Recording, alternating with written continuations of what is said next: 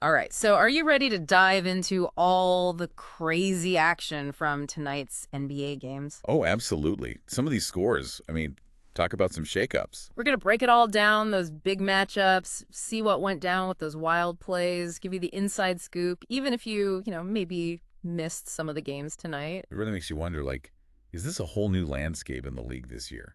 Things feel kind of different, don't they? Okay, well, we've got to start with that Celtics-Clippers game. East Coast, West Coast, two giants going head-to-head. What a game. No doubt it was close. The Celtics just edged them out 117 to 113. Shows you how strong they are. A real contender in the East for sure. Oh, absolutely. But did you see Tatum out there? It wasn't just scoring. It was like he was in control the whole time. 34 Well, points, 10 rebounds, but it's beyond the numbers, right? His shot selection was insane. Those contested jumpers, I swear, ice in his veins. making smart decisions, no doubt. Not forcing anything, drawing fouls, even setting up his teammates.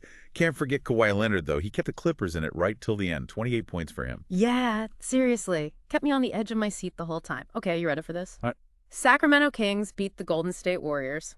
I'm still trying to wrap my head around it. Total shocker. Yeah. 123 to 117 final score. This is the NBA any given night right now. No kidding. Aaron Fox just went off 31 points, 9 assists. He was like dancing around the Warriors defense.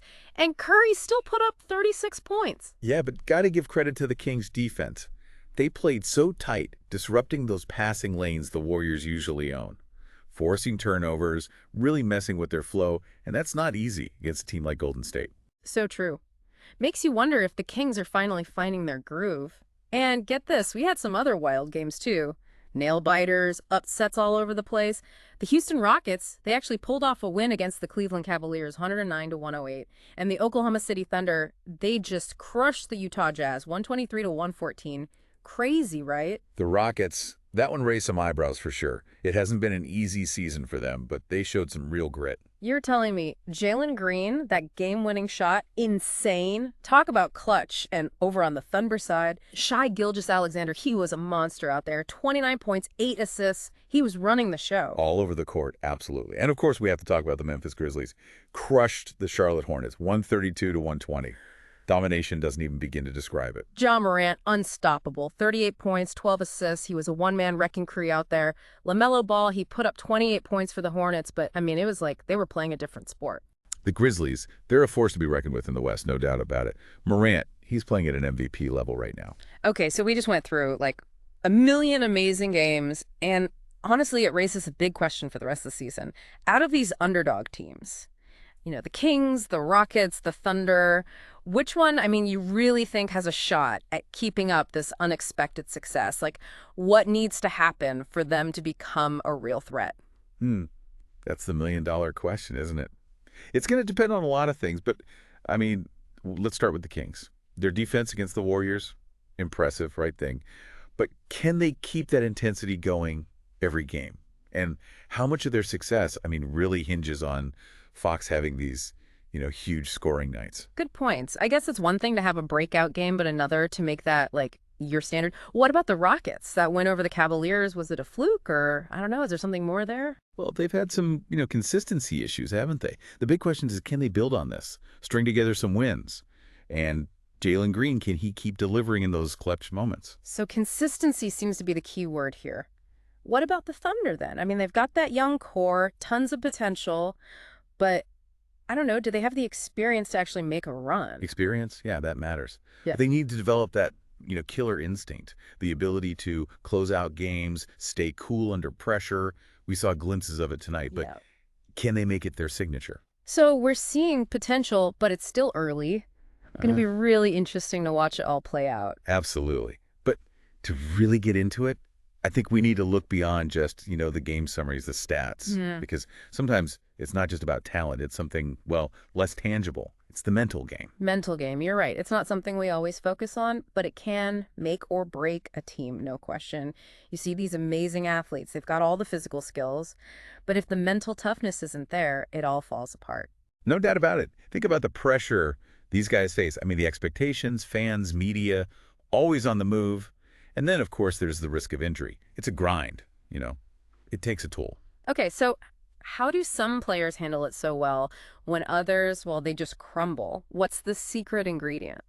There's no like magic formula. It's often a mix of things. Confidence, resilience, the ability to compartmentalize, kind of block out the noise, and stay focused on what they need to do. Makes sense. Kind of a short memory for mistakes, right? Believe they can come back from anything. It's almost like a superpower. It is, and it's something you can develop individually, but also as a team. Think about those underdog teams we were talking about. Yeah. They're playing with a whole new level of confidence now, this swagger that comes from proving everyone wrong, exceeding expectations. So that mental edge, do you think it's sustainable? Can they keep that momentum rolling all season? That's the real test, isn't it? The key is turning those, flashes of brilliance into a consistent mindset. It's about building a winning culture, a belief system that everyone in the organization buys into. And that's where the coaches come in. Ah, the coaches. We haven't even touched on that yet. I mean, we talk about players' mental toughness, but the coaches, they're under pressure too, right? Big time. Huge pressure. A coach's job, it's so much more than just, X's and O's. Hmm. They're leaders, motivators, sometimes they're practically therapists. They set the tone for the whole team. And if they can create a positive, supportive environment, that's crucial. So it's not just about the plays, it's about building a culture where players feel like they can take risks, learn from their mistakes and push each other to be better. Exactly. And that can be really tough when you're working with a younger team, like, say, the Thunder. Lots of raw talent, but they're still figuring out how to win consistently. Which reminds me, you said earlier that the Thunder, they need to develop that killer instinct. Is that something you can actually teach? I think to a certain extent, yeah. A good coach, they can instill discipline, emphasize defense, create a system that brings out the best in their players. But it also has to come from within, The players need to embrace the challenge, develop that hunger to win. So it's a balance, right? The coach provides the structure, and the players, they fill in the gaps with their own drive and determination. Exactly. And it's fascinating to see how different coaches approach this. Some are more hands-on, others are more laid back. But the best ones, they figure out how to connect with their players, inspire them, get them all on the same page. Talking about coaching styles, it makes me think about those teams that are, well, underperforming this season. What happens when a team has potential, but they just aren't clicking? Is that on the coach? It's never just one person's fault. Sometimes it's the players. The mix just isn't right. Sometimes it's the game plan needs tweaking. Sometimes you got to make tough choices, like changing the starting lineup or even trading a player. So a coach has to be adaptable, willing to switch things up based on what's happening on the court. It's like being a scientist, always experimenting. Great analogy. And just like in science, sometimes those experiments, they don't work. But the good coaches, they learn from it, they grow, they evolve. It's not just X's and O's. It's about managing personalities, expectations, the whole thing. Coaching in the NBA is intense. It really is. Yeah. And that's what makes it so interesting, so complex. It's not just a job, it's an art. Wow, never thought about it like that. But it's true. It takes a special kind of person to handle all that. The pressure, the personalities, all of it. Okay, so we've talked about the mental game, the players, the coaches. But I feel like there's this bigger picture here, like the whole narrative of the season. What's the story the NBA is telling us this year? Ah, yes, the big picture. It's like weaving a tapestry, all these individual stories, team dynamics, unexpected twists and turns. And this season, I'd say the theme is, well, parity. Parity. You mean like how the gap between the top teams and the bottom teams is getting smaller? Exactly. More upsets, things you wouldn't expect, a sense that anything's possible, makes for some really exciting basketball. It does. I mean, who predicted the Kings would beat the Warriors? Feels like any given night, anything can happen. Right. And that's what's so great about it. It's not a foregone conclusion that the usual powerhouses will just dominate. We're seeing new contenders emerge, and even those top teams, they're having to fight harder to stay there. So this shift in power, you're saying it's creating a more dynamic, more unpredictable league. Is that a good thing? I think it's fantastic. It keeps things fresh, more storylines, keeps fans engaged, even if their team isn't, a traditional powerhouse. It's a reminder that anything is possible, really. Love that. It's like the underdog story is becoming the main narrative. It's pretty inspiring to see these teams exceeding expectations, showing that hard work, a bit of grit can take you far. Absolutely. And it's not just the teams, it's the individual players too. We're seeing these young guys step up, making their mark, challenging the established stars, pushing the limits of what's possible. It's like a new generation is here. They've got their own style, their own energy. Exactly. And that's what keeps the NBA so vibrant, so exciting. It's always evolving, always reinventing itself. And as fans, we get to be a part of that. It's a privilege, really. But all this talk about parity, unpredictable outcomes, does it ever get, too unpredictable? Could the league lose some of its structure, its competitiveness, if anyone can beat anyone on any given night? Hmm. Interesting question. It's a balance for sure. The NBA needs that competitiveness, teams pushing each other to be better, to reach their potential. So how do you see that playing out? What do you think's next for the NBA? More parity, more crazy seasons?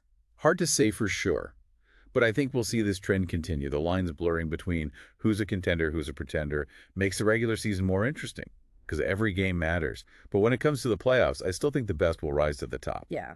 The playoffs are a different animal. That's where experience, that mental toughness, the killer instinct, that's where it really matters. Absolutely. The playoffs, they're like a crucible. Only the strongest survive, physically and mentally. That's what makes them so gripping. So we've got this crazy, unpredictable regular season, tons of potential for upsets. Then we've got the playoffs, where the stakes are sky high, the real contenders emerge. Sounds like the NBA is in a good place. It really is. The league is thriving, so much talent, and the storylines, they're captivating. And it's all fueled by this, underlying theme of parity, which makes every game must-see TV. Well said. But while we're, enjoying all this parody and these crazy outcomes, let's not forget about the individual stories that are shaping this whole narrative. The players, the coaches, the fans, they're all part of it. For sure. The NBA is more than just teams and stats. It's a human drama. Yeah. Triumphs, heartbreaks, rivalries, friendships, moments of pure brilliance that we remember long after the game is over. So true. It's those stories, those human moments that really make us connect with the game. And speaking of individual stories, some incredible performances tonight that we should dive into. Tatum, his mastery. Fox, his explosion. Green with that clutch shot. We can't just gloss over those. No way. Let's get back into those individual performances. Starting with Tatum, it wasn't just the stats. It was how he controlled the pace of the game, so poised under pressure. Real leadership qualities shining through. What stood out to you? For me, he was just so efficient, wasn't forcing anything, just taking what the defense gave him. And those step-back jumpers, works of art. He made it look easy, didn't he? But De'Aaron Fox, against the Warriors, electrifying, breaking ankles left and right, finishing at the rim with such, creativity. Seriously, unstoppable. It was like he found another gear, and the Warriors, they just couldn't keep up. I think this is a sign of things to come for Fox. Is he ready to, really become a superstar? He's showing all the signs, always had the talent. But now I think he's got that confidence, that belief that he can take over a game. Dangerous combination. Talk about dangerous. Jalen Green, that game winner for the Rockets, ice in his veins, the look on his face, pure determination. No hesitation, right? To hit a shot like that in that moment with the game on the line, that takes some serious composure. Huge confidence boost for a young player like Green. It felt like a statement, not just for Green, but for the whole Rockets team. Like, hey, we're still here. You can't count us out. Exactly. And it just shows you sometimes all it takes is one moment, one play to change the whole momentum of a game, of a season, even a whole career. These young guys, they're hungry. They're not afraid of the big moments. So we've got Tatum showing his maturity, his leadership, Fox exploding onto the scene, Green hitting those clutch shots. Just a few of the amazing performances from tonight. It feels like we're watching a changing of the guard in the NBA. It's exciting, isn't it? And it's not just the young guys either. You've got veterans like LeBron, Durant, still playing at such a high level. Shows that experience, longevity, those still matter. The perfect mix, right? Youth and experience, raw talent, and seasoned veterans makes the NBA so dynamic. But beyond the players, the teams, what I find fascinating is how the NBA reflects, what's happening in the world. It's more than just a sport. It's like a reflection of society. I totally agree. The NBA has always been a platform for social change, for athletes to use their voices, their influence, to speak out about important issues. And these days, that activism, it's even more prominent. Absolutely. Players speaking out about racial justice, social inequality, mental health, all of it. They're using their platform to advocate for change, inspire others, make a real difference. That's pretty powerful. It is. It shows you the power of sports, bringing people together, starting conversations, challenging the way things are. The NBA, it's not just entertainment. It's about using that entertainment to do some good in the world. And it's not just the players. The league itself is getting more involved, promoting social justice, right? Partnering with organizations, creating spaces for dialogue, using their resources to help communities. It's a good reminder that sports can be a force for good, for change.